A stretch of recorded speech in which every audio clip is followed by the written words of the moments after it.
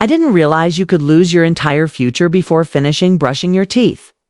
But at 7:42 a.m. on a random Tuesday, one notification did exactly that. Not because I made a mistake, not because I was reckless, but because the people who were supposed to protect me didn't. And the worst part? They knew. I'm 27 years old. And 3 weeks ago, I watched my mother cry in a courtroom. Not because her daughter's identity had been stolen. Not because $78,000 had vanished under my name, but because a judge asked her a question she couldn't answer. Before I tell you what that question was, let me take you back to the moment everything began to unravel. I've always been careful, painfully careful. That's why I became a staff accountant at a mid-sized firm in Phoenix. Numbers make sense to me. They follow rules. They don't lie. Every dollar I earned had a place. Every expense was tracked. Every bill paid early. At 27. My credit score was 780. I'd spent 5 years saving for my first apartment. 5 years of overtime.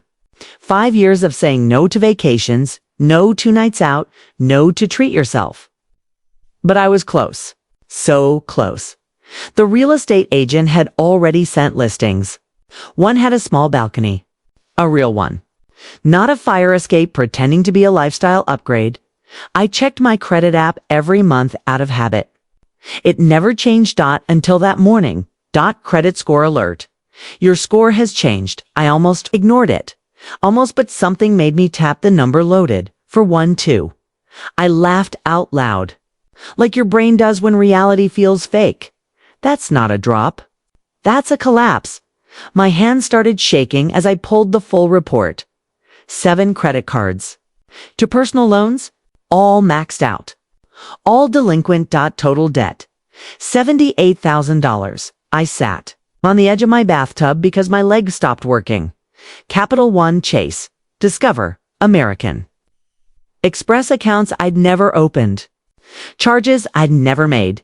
The oldest account had been active for 18 months. 8A called the first number I could find. There has to be a mistake, I said. I've never opened a Capital One card. The pause on the other end lasted too long. Ma'am, the agent said carefully. We show 7 accounts under your social security number. Would you like me to read the billing addresses? Yes. She read it. My parents' house. The room started spinning. I hung up and stared at the wall. 5 years of saving, gone. The pre-approval. Revoked. The apartment. Gone. In the future, I'd build one responsible decision at a time. Erased. Not by a stranger. By someone who knew everything about me. Growing up, I was the easy child. My older sister, Brianna, needed more. More attention. More help. More understanding. She's sensitive. My mom always said, she feels things more deeply than you. So I learned not to ask. I paid my way through college, scholarships, part-time jobs. Ramen dinners 3 nights a week. My parents paid for Brianna's tuition. Her apartment. Her car insurance until she was 25. I never complained. What was the point? You're so independent. My dad once said, like it was a compliment. I didn't realize then that my independence made me the perfect target. 2 months before everything collapsed, we had a family dinner, Brianna's idea. She'd been posting about reconnecting online, and my mom loved it. When Brianna walked in late, my mom practically ran to her. Oh my God, is that a new bag? It was a designer. At least $500? Honey, you shouldn't be spending like that, Mom said. Brianna smiled. I've got it handled. No one asked how. No one asked anything. Later, she asked to borrow my laptop. Just need to check my email. My phone's dead. I handed it over without thinking. Why would I think anything? She was my sister, but this wasn't the first time. 3 years earlier, we'd lived together. 8 months. Cheap rent. She saw my mail. My paperwork. My documents. What's your social status? She'd asked once casually. Emergency contact stuff. I told her every question, every detail, every answer. I didn't know I was building her a key back in my apartment. I pulled up the statements. The charges told a story. luxury stores, spa weekends, first-class flights, and every transaction traced back to one IP address. My parents' house. I knew exactly who lived there, and suddenly, everything made sense. But I still didn't want to believe it because admitting the truth meant admitting something worse, that my family wasn't what I thought it was. And that's when I made the decision that would tear everything apart. I grabbed my keys and I drove to my parents' house. I didn't. I walked in and I asked one question. The moment I asked the question, the room went silent. Not confused silence. Not shocked silence. The kind of silence that only happens when the truth has already been rehearsed. Brianna was on the couch, scrolling through her phone like it was any other night. She looked up when I walked in. Opal, what are you doing here? I didn't sit. Didn't take off my shoes. Didn't soften my voice. Did you open credit cards in my name? Her face flickered.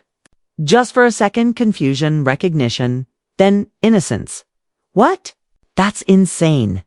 Why would I do that? I stepped further into the room. The IP address is this house. The billing address is this house. And the charges match your lifestyle. Perfectly. She swallowed.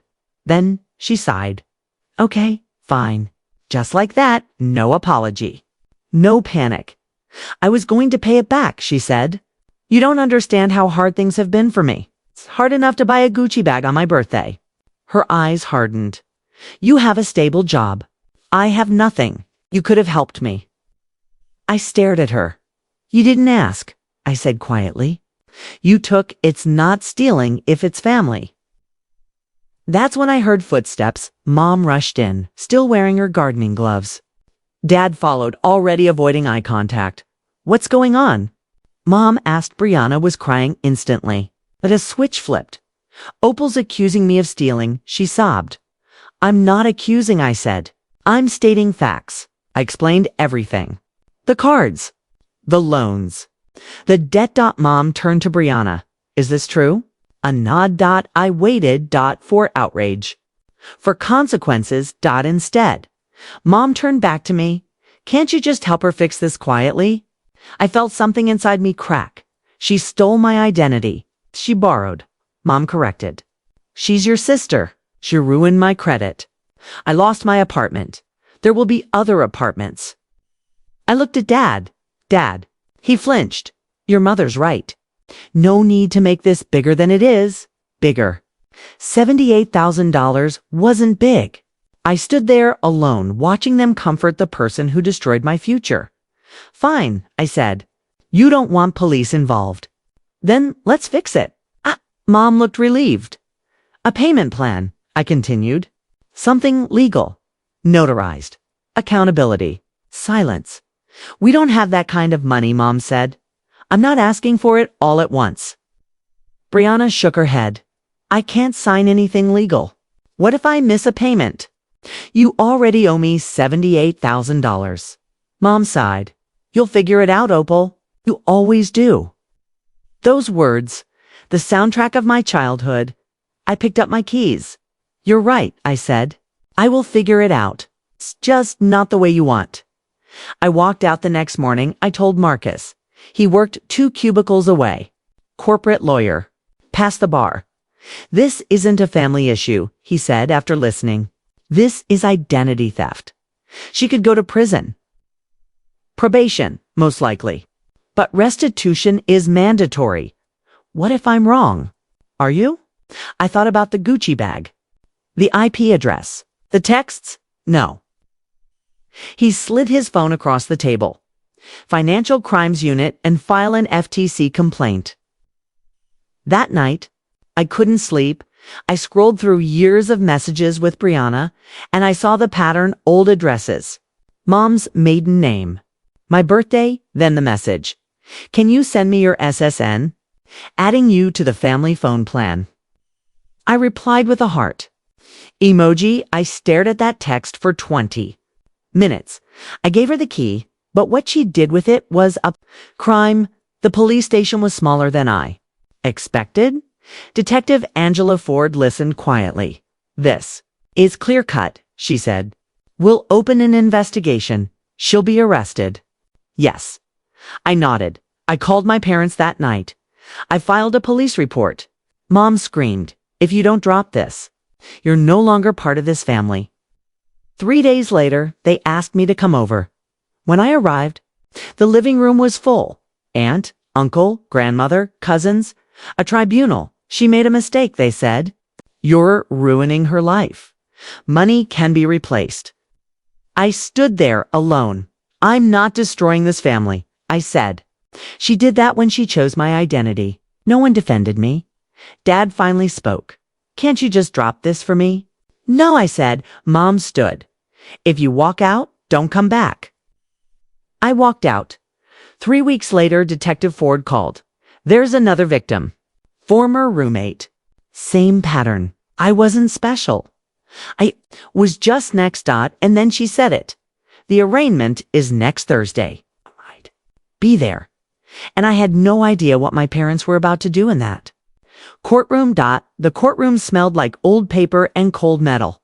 I sat in the second row, hands folded, heart pounding, while my parents sat behind her.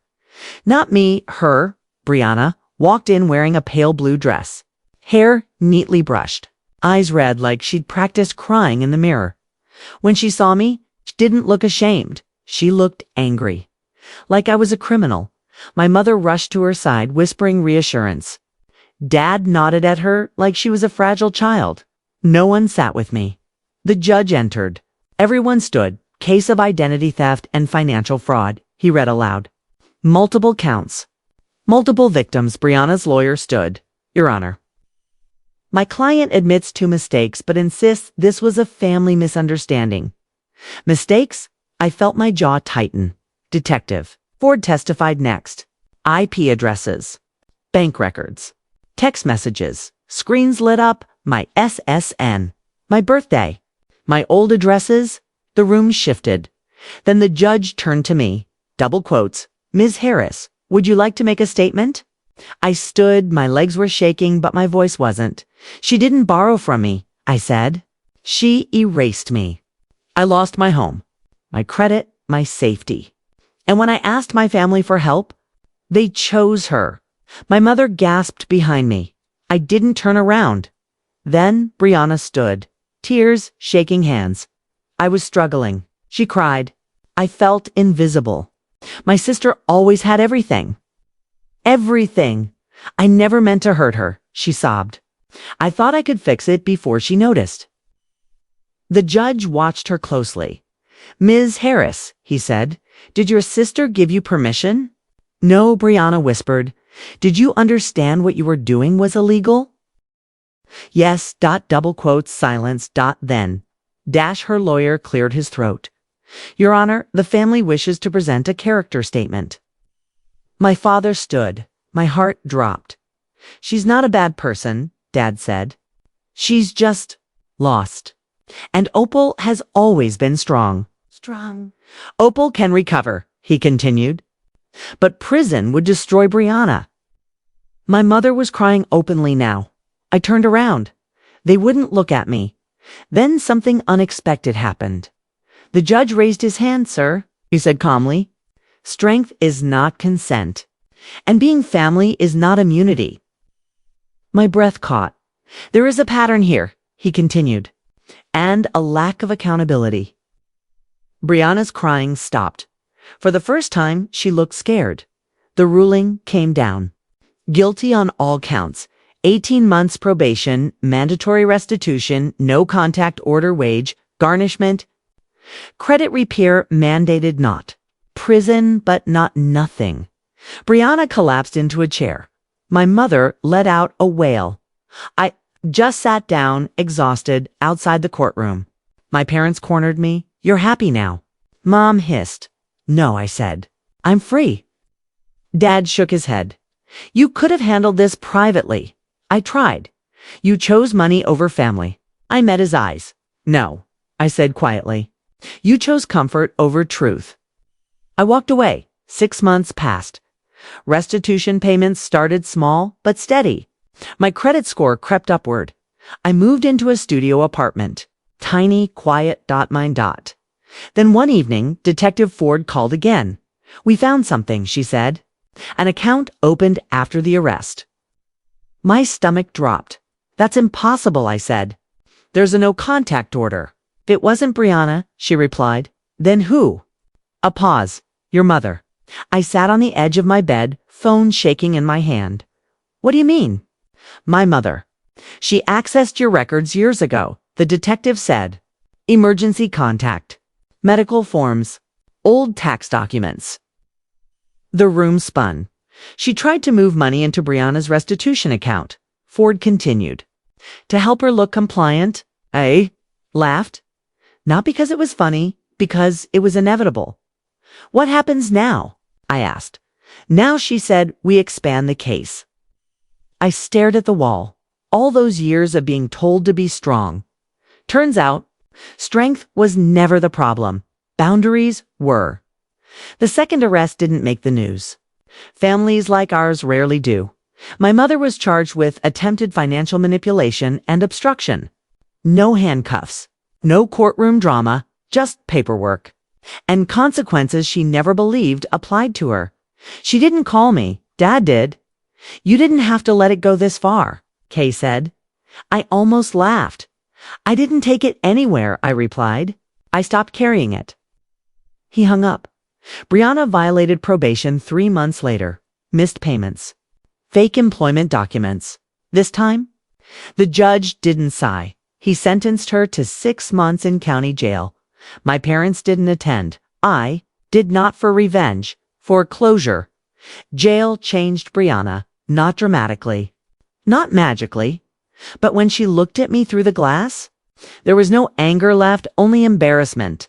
"I really thought you'd save me," she said. I nodded. "I know." "Sorry," she whispered. I believed her, but I didn't take her back. My mother accepted a plea deal. Community service. Financial ethics classes. She still tells people she was misunderstood. That's okay. I understand her perfectly now. 2 years later, my credit score hit 780. I bought a small townhouse. White walls. Big windows. I adopted a rescue dog named Atlas because I stopped carrying the world too. Last month, I ran into my father at the grocery store. He looked smaller. "I hear you're doing well," he said. "I am." A pause. "I wish you'd forgiven us." I smiled. "I did," I said. "Forgiveness isn't access." He nodded like it hurt. Because it did. On my birthday this year, I received a card. No return address. Inside. 3 words were written carefully. "You're right. I didn't need to know who sent it." Some families teach you loyalty. Others teach you limits. Both are lessons. Only one sets you free.